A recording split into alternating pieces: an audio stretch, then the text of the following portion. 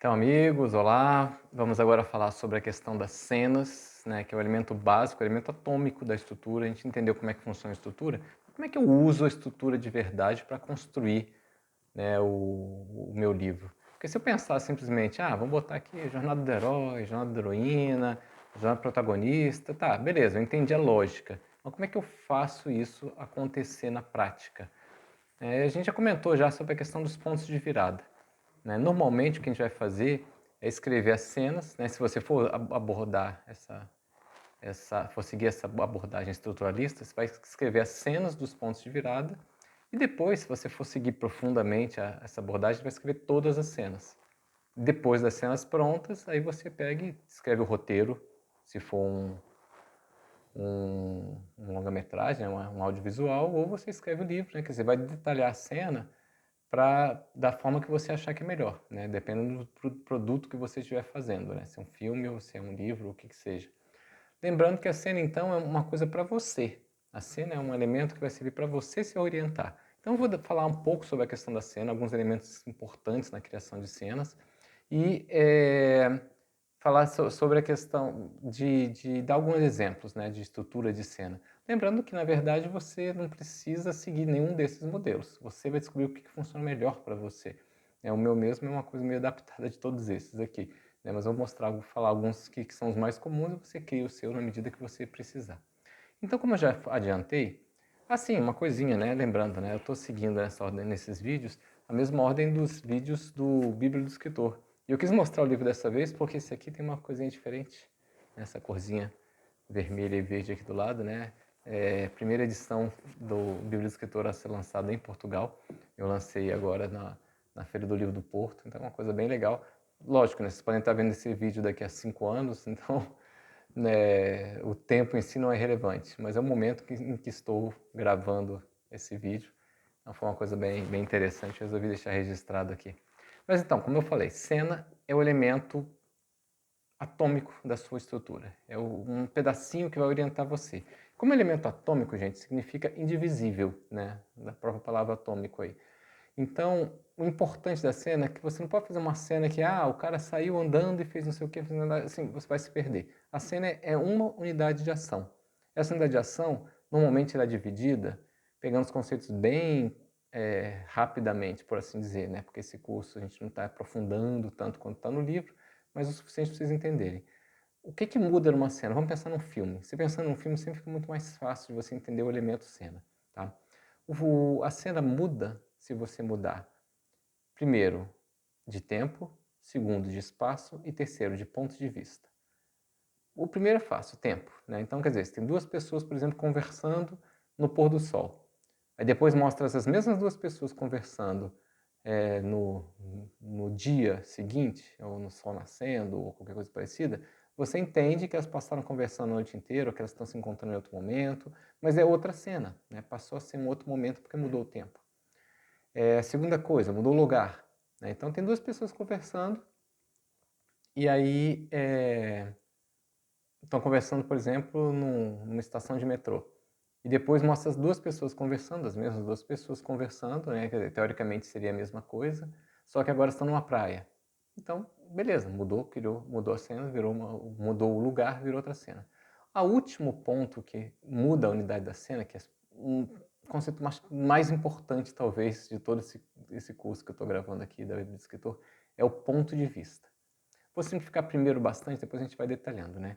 Só para a gente fechar os 3 exemplos. Imagina que você está gravando uma cena num filme e aí mostra a pessoa 1. A câmera aqui mostrando para mim, eu estou olhando para a câmera, então está mostrando a pessoa 1 falando com a pessoa 2. Isso é uma cena.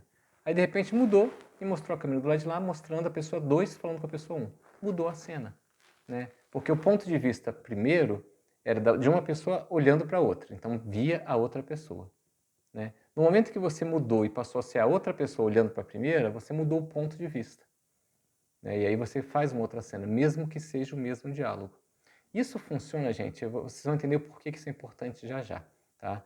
O que é o ponto de vista? O ponto de vista, quando você está escrevendo um livro, né, isso aí é o mais importante, no roteiro você acaba não trazendo tanto, a menos que você esteja escrevendo lá, a câmera muda para um lado ou outro, né? E nem todo roteiro entra nesse detalhe, porque vai entrar aí a questão do produtor depois. Mas pensando na questão do livro, principalmente, o ponto de vista é como se fosse uma câmera que está dentro da cabeça de um personagem específico ou de um ou genérica fora, assim, um personagem, digamos, que não faz parte da história, que seria o tal do narrador, tá? Então, esse ponto de vista que fica dentro da cabeça do personagem, o que ele consegue fazer? Ele consegue perceber as coisas pelo ponto de vista do personagem. E aí que é o grande tchan da coisa, tá? E você vai ver as cenas pelos olhos do personagem, você vai ouvir as cenas pelos ouvidos do personagem, você vai sentir o gosto, o tato, quer dizer, todas as sensações do personagem. E as descrições do narrador, elas passam pelo personagem, como se o narrador estivesse dentro da cabeça do personagem. Está. Tá? Inclusive a forma que ele escreve e, se você quiser sofisticar mais, e os pensamentos. Se eu estou narrando do ponto de vista do meu personagem, eu só consigo falar dos pensamentos do meu personagem. Eu não vou falar do pensamento do outro personagem. Você não ficar pulando de personagem para personagem dizendo o pensamento de todo mundo. Você vai dizer o pensamento do ponto de vista ali. Lógico, você pode fazer o ponto de vista onisciente, que sabe tudo, faz tudo? Pode. Só que normalmente não recomendo para ninguém esse tipo de coisa. Você tem que ser muito bom na escrita, eu não uso isso. Estou com 26 livros publicados e neste momento que eu estou gravando isso, né, tem outros aí para entrar e mais alguns outros já escritos. E não tenho coragem de fazer o onisciente porque é uma coisa que não.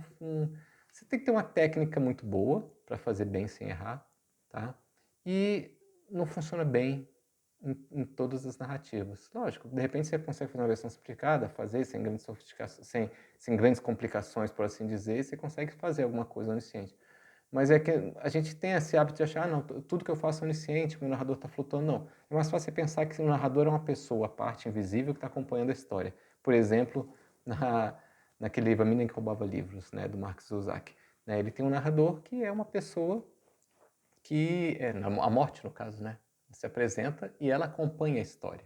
Então o ponto de vista é sempre o ponto de vista da morte. Ela está olhando a história toda, então ela vai acompanhando e ela supõe o que está acontecendo com as pessoas às vezes. Né? Então tem toda uma coisa especial por ser esse ponto de vista diferente. O After Dark também, né? Passageiros da Noite, coisa parecida, depende da tradução do Murakami, também tem isso. Né? Ele fala explicitamente, né? Nós estamos aqui num ponto de vista, não sei o quê. Então é um narrador totalmente fora da história. Né? E ele fica tentando supor, poxa, a pessoa dormiu e mexeu o rosto, provavelmente está sonhando. Então é uma coisa curiosa, mas não é uma coisa muito comum e nem muito fácil de trabalhar com um narrador onisciente que não é nenhum personagem. Nesse caso da morte, né, desse observador separado do Murakami que eu falei, são personagens fora da narrativa. Né? Você não precisa dar nome ao personagem e dizer que é a morte. Simplesmente você pode fazer a narrativa como se fosse uma pessoa invisível acompanhando ali. E aí acontece, você só vê, só ouve aquele ponto como se fosse uma mosquinha na parede olhando aquilo ali. Tá? Por que esse negócio do ponto de vista é tão importante, gente? Vamos pegar um exemplo que eu acho que fica bem mais claro. Né? Um exemplo que eu acho que um cara que é mestre nisso aí, o George R.R. Martin, no Crônicas de Fogo e de Gelo. O que ele faz, por exemplo, logo no primeiro livro, se vocês prestarem atenção, cada capítulo tem o nome de um personagem. E o nome do personagem é o ponto de vista. E você vai reparar, se você prestar atenção no estilo narrativo, que o estilo do capítulo, a forma que ele conta a história muda de acordo com o personagem, porque ele vai fundo na questão do ponto de vista. Então, por exemplo, né, tem 2 capítulos para mim são ótimos, que é com um ótimo exemplo. Não vou lembrar o número do capítulo, mas assim, é logo no início do primeiro livro da série. Então está acontecendo, né, as famílias todas foram para a capital lá do reino lá, que eu esqueci o nome dos 7 reinos, é o principal. E aí vai ter um torneio entre cavaleiros. E aí passa um cavaleiro andando na frente dos representantes da família. Aí tem um capítulo que é da Sansa, Sansa, né, Stark. A Sansa, no início da narrativa, ela é como se fosse uma patricinha medieval. Né? Ela está preocupada com festa, com coisa bonita, está preocupada em felicidade da corte, aquelas coisas ilusórias. Né? E aí, quando passa o cavaleiro, o narrador, vê que é o narrador da história, não é a Sansa falando nem nada. Né? O narrador fala, lá vinha um cavaleiro com armadura brilhante, os cabelos balançando ao vento, a bandeira da família, né, mostrando a honra e a força, não sei o que, balançando, etc. Então, ele narra a coisa por uns olhos do deslumbramento que a Sansa tem, porque a câmera está dentro da cabeça dela. Mais adiante, esse cavaleiro passa, aí muda o capítulo, o próximo capítulo é do Tyrion. Né? O Tyrion é um personagem que ele é meio revoltado, assim, meio sarcástico com tudo. Ele tem um olhar muito ácido em cima de tudo. E de repente vem o cavaleiro, o mesmo cavaleiro, e aí o narrador nesse outro capítulo fala, vem lá o cavaleiro da família tal, e percebe-se que a armadura dele, apesar de brilhante, tem alguns pontos de ferrugem, mostrando que a família já foi gloriosa no passado e, no entanto, agora não tinha dinheiro para comprar novas armaduras, ficava polindo as antigas. Então, quer dizer, é o mesmo personagem, quer dizer, a mesma cena vista por dois olhos diferentes, você repara. E tem capítulos mais adiante que o Tyrion está bêbado, e a narrativa é meio confusa, se você presta atenção. Como se fosse o narrador tivesse bêbado junto com o personagem de alguma forma. Quer dizer, é uma coisa muito sutil, se você não prestar atenção, você às vezes não vê, às vezes nem tanto sutil assim. Mas é uma coisa muito bem feita.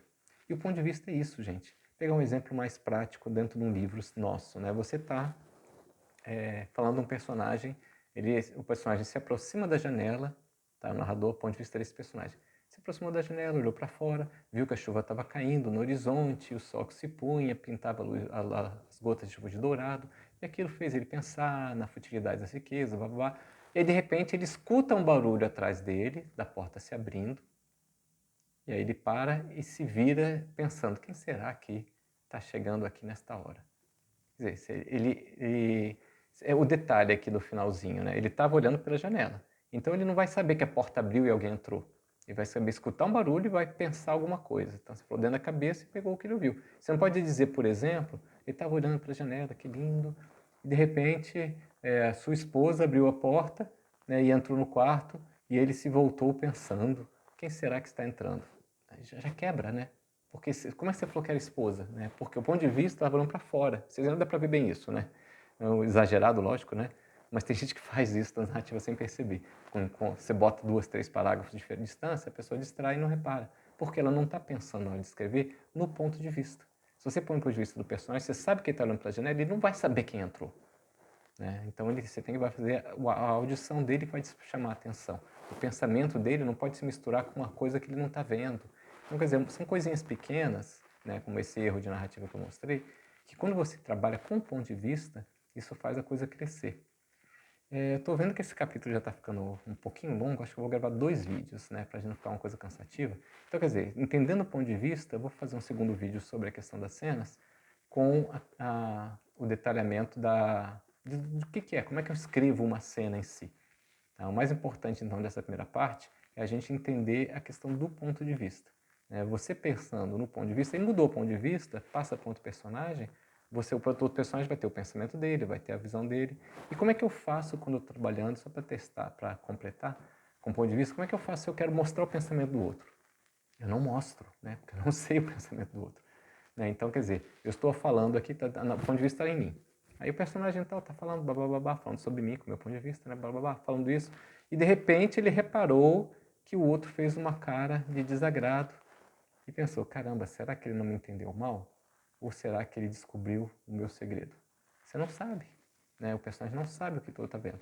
Aí a próxima cena que vai entrar pode ser outro personagem. E aí já muda a forma que você vai descrever, né? Enquanto o fulano falava, o cicrano estava olhando para ele, né? E pensando, caramba, esse cara não para de falar. Né? Eu não estou prestando a mínima atenção no que ele está falando. Né? Espero que eu consiga ficar aqui, disfarçar o meu desagrado, né? Porque eu estou entediado com essa coisa que ele está falando. Então, quer dizer, você, né, quando você muda a cena, você dá uma dica de que você está passando para a cabeça de um outro personagem, o ponto de vista do outro personagem. Né, que aí você pega e consegue trabalhar. Isso é uma coisa que a gente vai fazendo aos poucos, pegando esses exemplos, né, que eu dei de alguns livros e trabalhando mais, a gente vai pegando isso aí. Mas o mais importante é isso, né? Quando você escrever o livro depois, você vai botar a câmera dentro da cabeça do personagem. Então eu consigo ver os pensamentos dele, os sentimentos, as coisas que ele vê no mundo são de acordo com o jeito de ser daquele personagem. Então o narrador ele assume de certa forma. Não é porque ele esteja em primeira pessoa, dizendo que é o personagem que está contando. Não. O narrador conta do jeito dele, meio que genérico, por assim dizer. Mas uma coisa que eu via na minha escola na minha época, o narrador é uma coisa impessoal. Não, gente, hoje em dia não se usa mais narrador impessoal. Não é muito comum. O mais comum é você trabalhar o que envolve mais o leitor. Um narrador que vai narrar as coisas com sentimento, com paixão, para envolver o leitor, né? Não ficar aquele negócio seco. E como é que você faz isso? Através do ponto de vista de cada personagem. Né? Então, tendo essa coisa aí, você facilita essa construção e o teu livro fica muito mais rico. Bom, então vamos continuar. Segunda parte do capítulo a gente vai falar sobre a construção das cenas, como é que eu uso isso na prática para fazer os meus personagens. Obrigado.